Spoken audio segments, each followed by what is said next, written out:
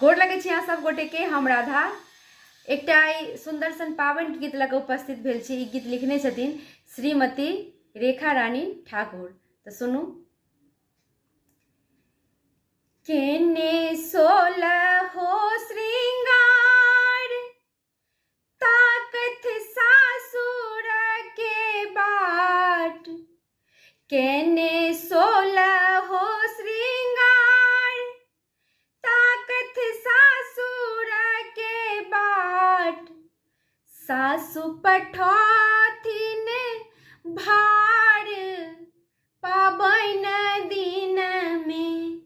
सासु पठौथिन भार पाबन दिन में, केरा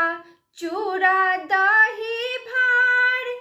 और पेटी के साज सिंगार, केरा चूड़ा दही भार और पेटी के साज श्रृंगार, आम कटहर के भार पाबन दिन में, आम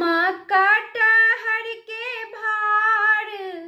पाबन दिन में, केने 16 हो श्रृंगार ताकत सासुर के बाट, सासु पठौथिन भार पाबन दिन में, सासु पठौथिन भार पाबन दिन में, गोतनी गौरी देथिन बनाई, ननदी डाली देथिन सजाई, गोतनी गौरी देथिन बनाई, ननदी डाली देथिन सजाई,